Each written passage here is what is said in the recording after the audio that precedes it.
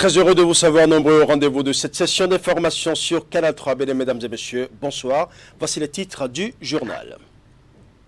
L'examen du rapport d'activité du maire et ceux des commissions permanentes du conseil municipal, c'est l'un des points inscrits à l'ordre du jour de la 3e session ordinaire de la mairie de Cotonou au titre de l'année 2021.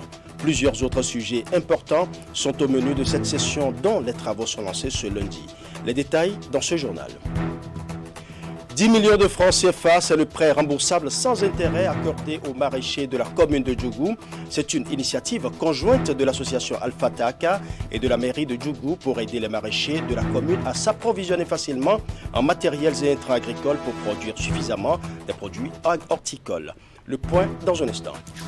Dans ce journal, nous ferons également une descente dans un quartier d'Abomey-Calavi. Il s'agit de Zobadieh, un quartier autrefois très difficile d'accès avec des voies dégradées. Mais aujourd'hui, avec les travaux de la voie principale, les usagers et riverains de cette zone peuvent vaquer à leurs occupations le jour comme la nuit en toute quiétude.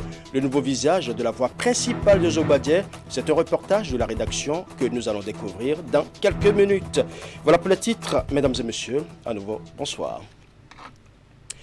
La 3e session ordinaire de la mairie de Cotonou au titre de l'année 2021 s'est ouverte ce lundi 27 septembre 2021.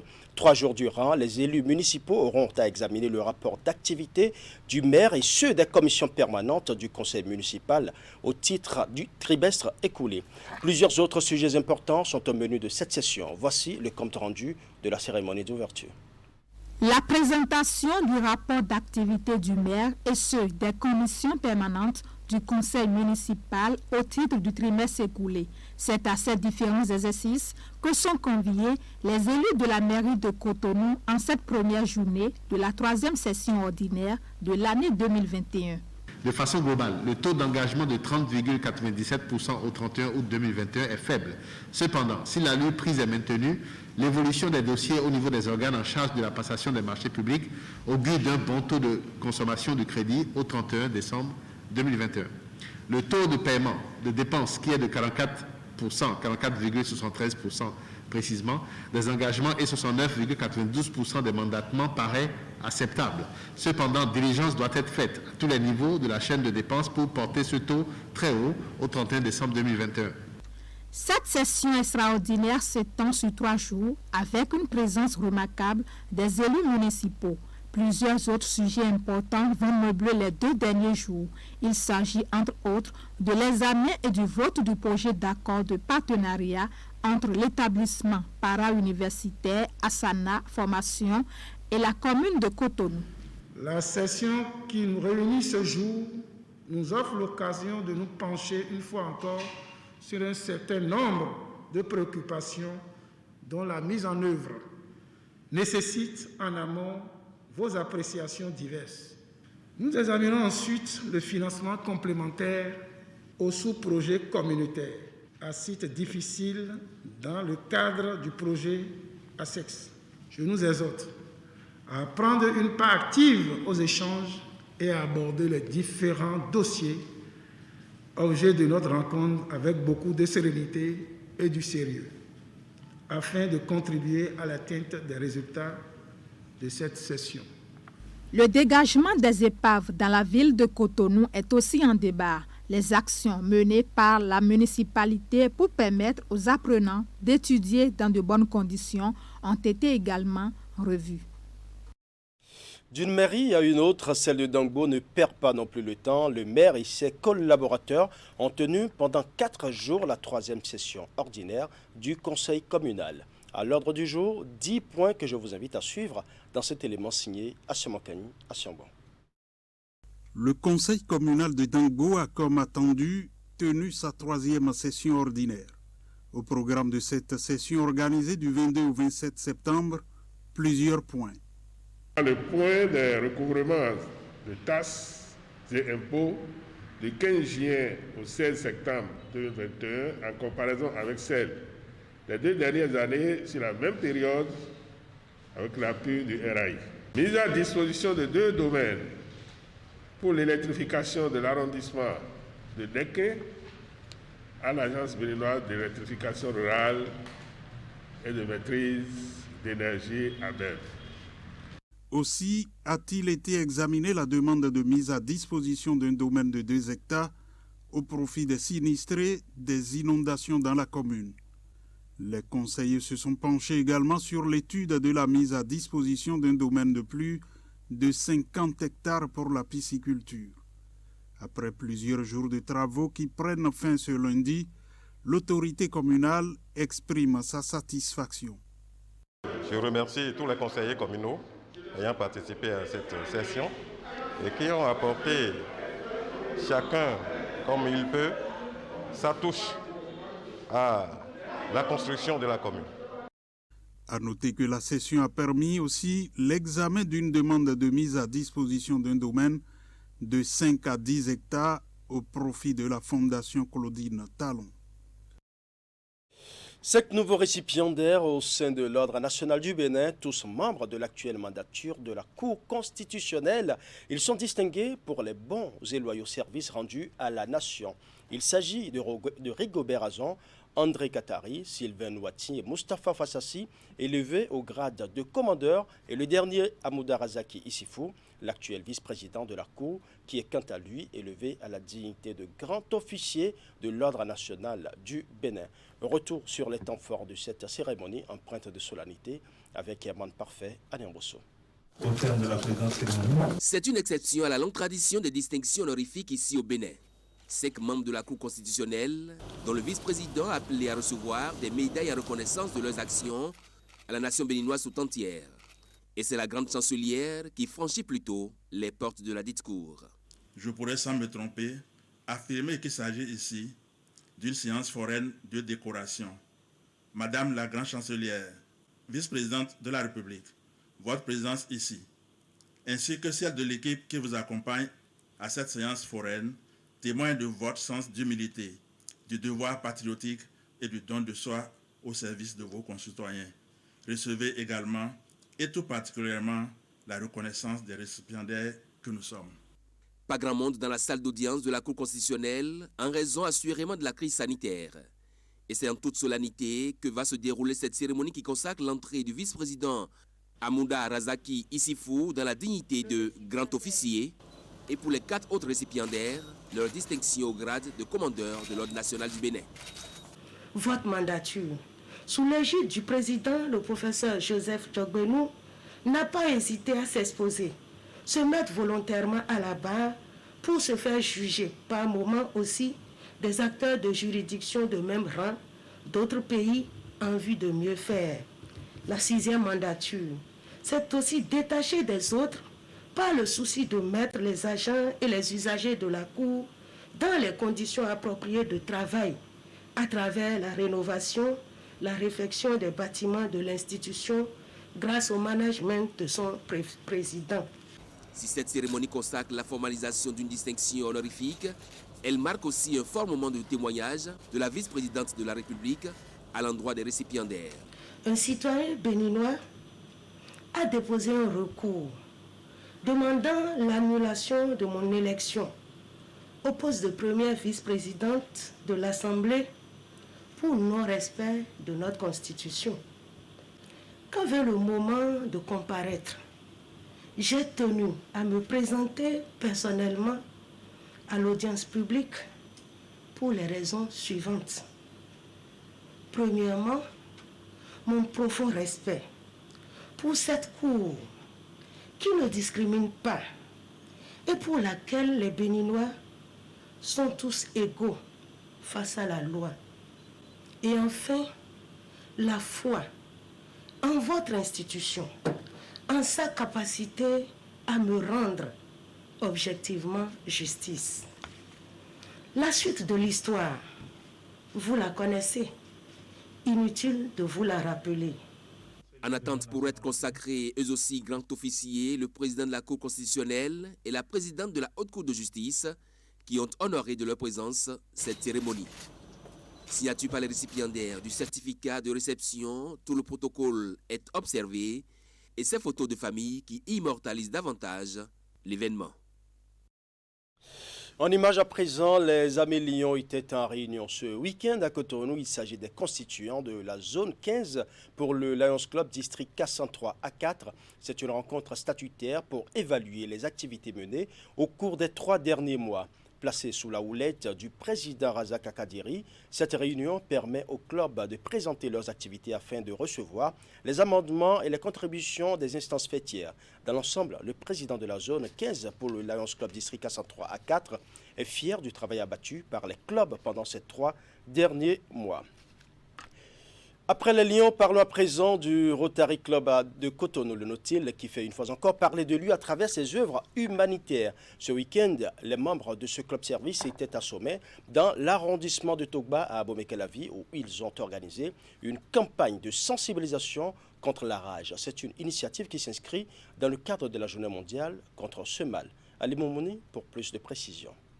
À quelques jours de la Journée internationale contre la rage, Lambert se rend dans ce stand de fortune installé à Sommet, dans l'arrondissement de Togba à Abomey-Calavi, pour faire vacciner ses animaux de compagnie.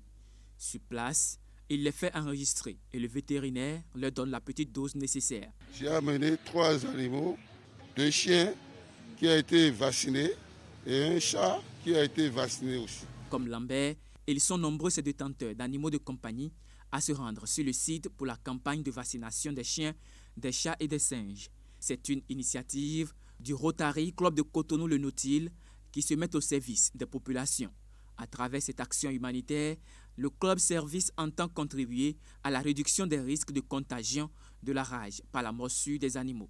Nous avons fortement apprécié la mobilisation de la population. Les gens sont sortis nombreux et à l'heure actuelle, nous avons vacciné environ une 60aine de chiens et de chats déjà.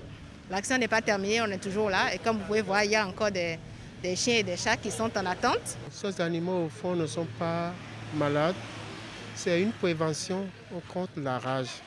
Vous savez que la rage n'a pas un traitement curatif. C'est un traitement préventif qu'il faut faire. Et la meilleure méthode pour prévenir ces animaux de compagnie, c'est de faire la vaccination contre la rage. Pour cette première journée, plus d'une centaine de chiens et de chats sont vaccinés. La campagne de sensibilisation et de vaccination des animaux de compagnie est prévue pour se dérouler sur 2 jours. Et c'est le 25 aujourd'hui et la journée mondiale elle-même, c'est le 28 septembre. Donc le 28, nous viendrons pour sensibiliser les enfants, les écoliers, parce que ce sont eux qui sont les plus vulnérables, qui traversent les rues, et qui arpentent les rues et qui se font mordre beaucoup plus facilement.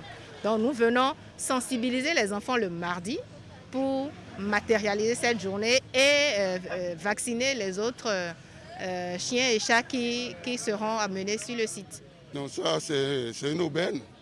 Si ça peut être fait chaque année, ça va nous épargner des rages et des petites maladies de caniche.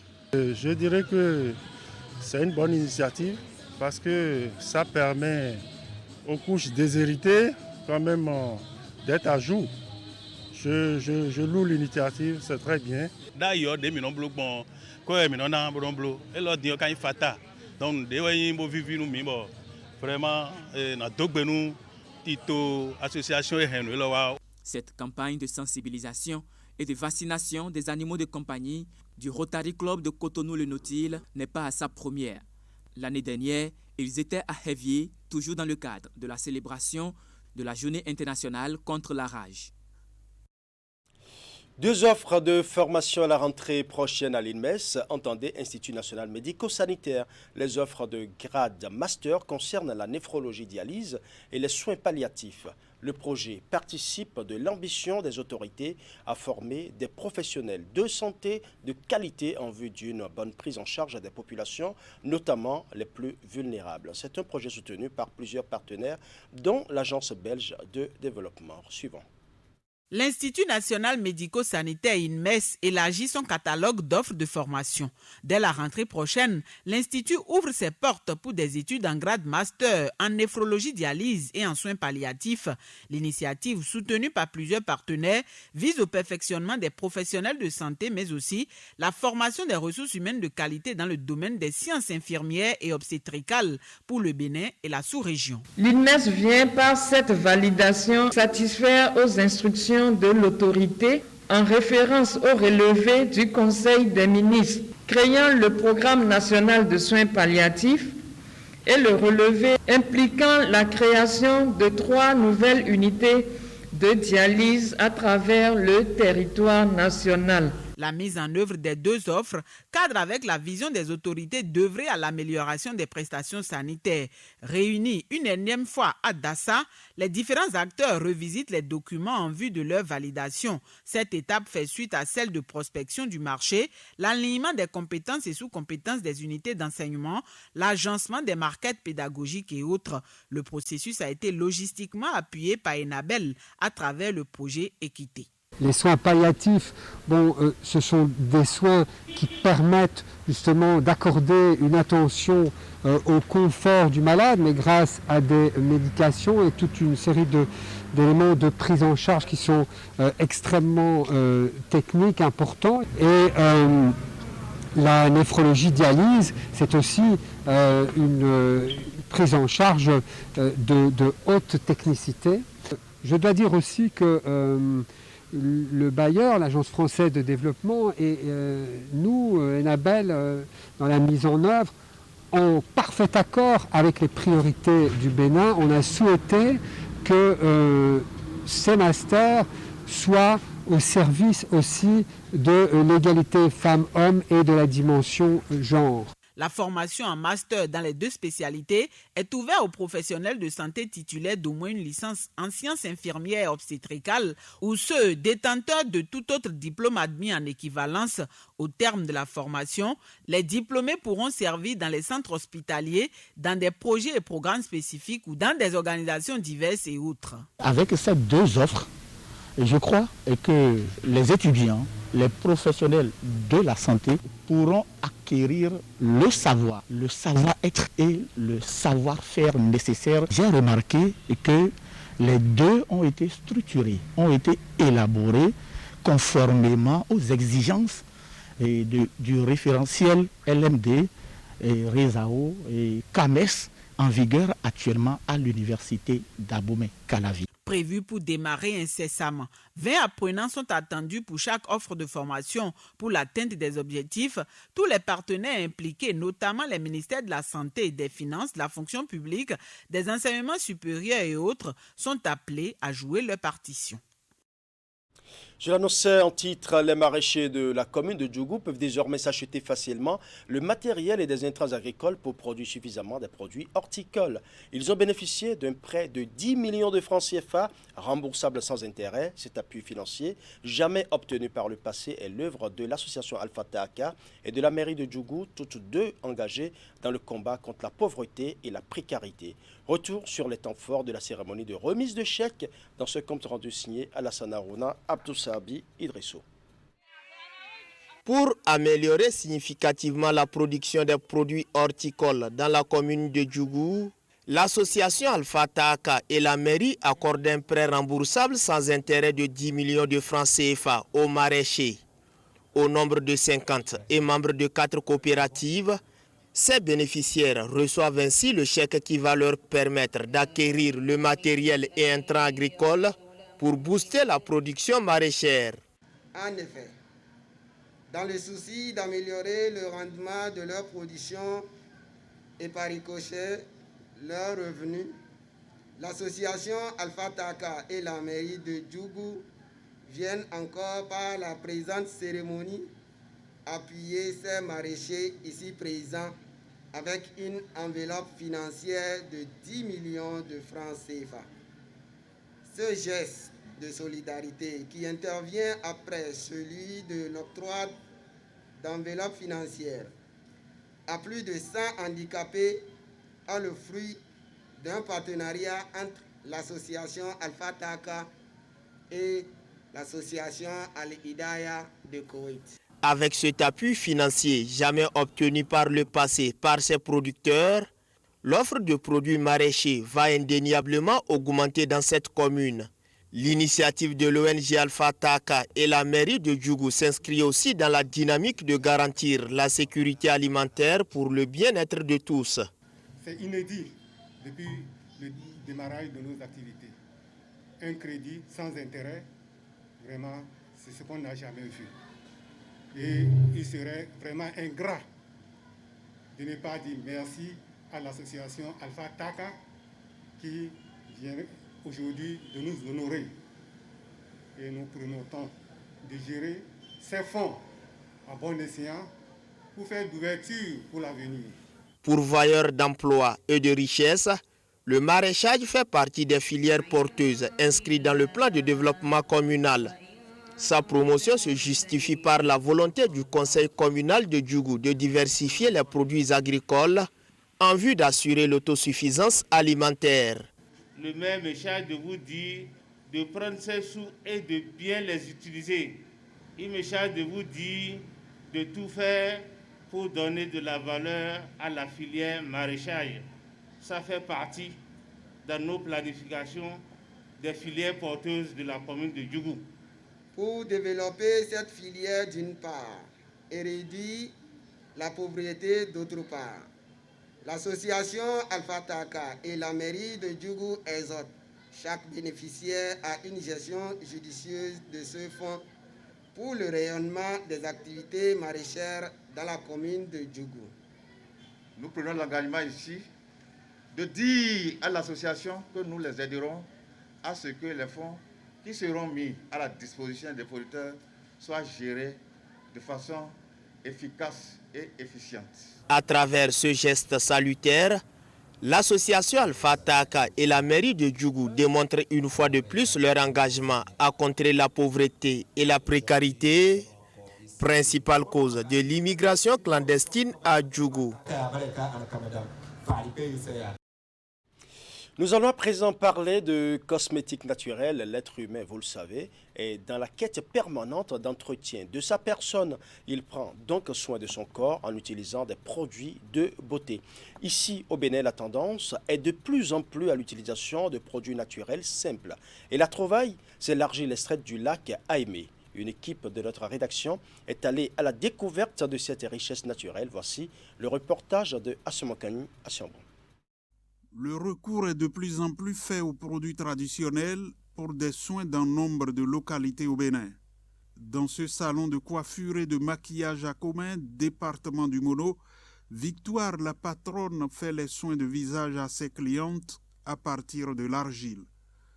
Un traitement relaxant à en croire Victoire et ses clientes. J'ai un nombre non négligeable de clientes auxquelles je propose le traitement qui les soulage. Je le fais 1-2 fois par semaine pour enlever les graisses du visage, les boutons un peu, pour rendre le visage propre en fait. C'est une méthode à moindre coût qu'elle applique régulièrement dans son salon de maquillage ici, ce qui lui draine beaucoup de clientes qui viennent pour sa thérapie. La plupart du temps, quand je traite une cliente avec l'argile, elle revient me donner ses appréciations et comment cela a pu l'aider. Et donc, elle en propose à d'autres qui passent pour le même traitement, au point où j'ai de nombreuses clientes qui passent et qui recherchent le même soulagement. Marie-Florence est une cliente habituée de ce salon de coiffure et de maquillage. Elle a adopté la méthode naturelle des soins de visage du fait de la sensation que cela donne et les effets, et aussi pour éviter les conséquences négatives de produits importés. L'école béninoise a ouvert ses portes depuis 8 jours et c'est une période où le paiement des frais de scolarité reste un défi à relever par les parents d'élèves. Un constat tout de même, ces frais ne sont pas fixés de façon standard. Alors question, pourquoi cette disparité constatée au niveau des frais de scolarité au Bénin? Mieux, comment sont-ils fixés? Des interrogations auxquelles Narcisse Alossé et Uder Hunkpevi apporte un élément de réponse à travers ce reportage que je vous invite à suivre. Le chemin de l'école est repris avec son lot d'investissements habituels pour les parents d'élèves. Au cœur de cet investissement, les frais de scolarité connus pour leur disparité au Bénin. La sixième, nous tournons autour de 90 000 francs et la terminale, nous tournons autour de 155 000 francs l'année, y compris les travaux dirigés. Chez nous, de la sixième, ça fait de 80 et 120 000. Au primaire, c'est entre 40 et 110 000. Il y a des classes qui ne sont pas à 50 000. Le secondaire, bon, il y a des taux de 70 000 que nous pratiquons. 150 000 dont je parle là, on ne réclame plus les taux, les frais de TD, les frais de révision, on ne réclame plus.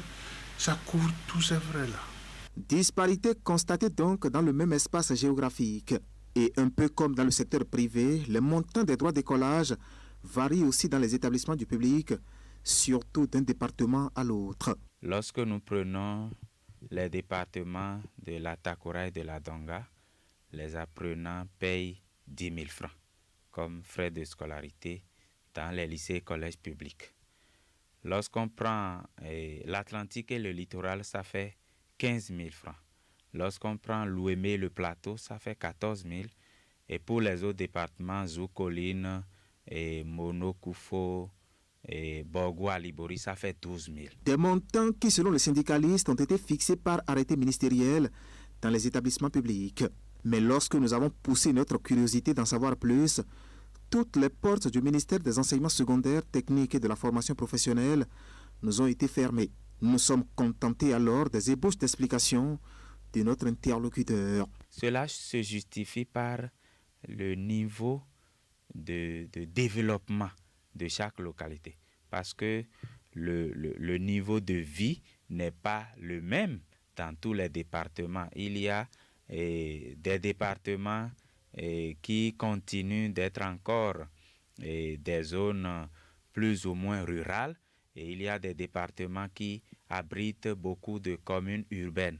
Donc c'est en fonction de cela qu'un arrêté ministériel a fixé le montant des contributions par département. Dans le secteur privé, en revanche, la fixation de ces frais de scolarité ne repose sur aucun acte administratif.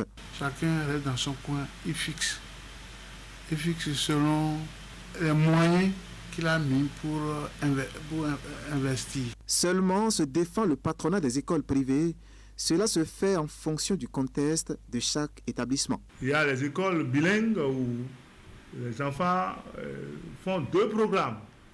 Le programme béninois et le programme soit du Nigeria ou bien du Ghana, où les enfants vont composer dans l'un de ces pays-là et ils vont composer le BBC anglophone. Et quand ils passent en troisième, ils composent pour le Bénin. Il y a la charge, la masse salariale des professeurs, les lettres, le personnel administratif, l'administration. Donc on a tenu de tout cela. Entre la situation géographique et l'offre de formation, les taux sont fixés dans le privé. Dans le rang des usagers, beaucoup s'emploient chaque année à honorer leurs engagements vis-à-vis de ces lieux de formation, malgré cette disparité des frais d'écolage. Eh bien, je vous l'annonçais en début d'édition, nous allons faire une descente dans un quartier d'Abomey-Calavi. Il s'agit de Zogbadia, un quartier autrefois difficile d'accès avec des voies dégradées. Désormais, les usagers et les riverains de cette zone peuvent vaquer à leurs occupations le jour comme la nuit en toute quiétude. Nous allons ensemble découvrir le nouveau visage de la voie principale de Zogbadia. Reportage. Voici le nouveau visage que présente la voie principale de Zogbadia dans la commune d'Abomey-Calavi. Autrefois dégradée et rendant difficile la mobilité aux riverains et usagers, cette voie a connu une métamorphose. De la clôture Ita à Bidosessi, en passant par le carrefour Zogbadia, les pavés sont bien dressés à la grande satisfaction des populations. Concernant l'amélioration de la voie, je vois que ça est très bien. par rapport à l'année précédente, il y avait de l'eau et c'est difficilement pour que les étudiants puissent aller au cours. Maintenant, on a la facilité d'aller au cours. Bon, en temps, il y avait de l'eau, on ne pouvait même pas passer. Mais aujourd'hui, maintenant, c'est très joli. Sauf que le carrefour, là, ils n'ont pas bien fait le carrefour, donc difficilement on arrive à traverser.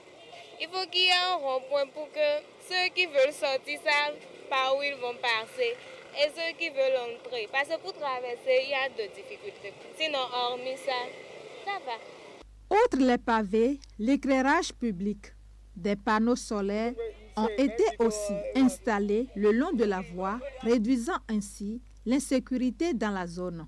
Désormais, les riverains et usagers peuvent vaquer à leurs occupations le jour comme la nuit, en toute quiétude. Les lampadaires solaires, tout ça, c'est bon.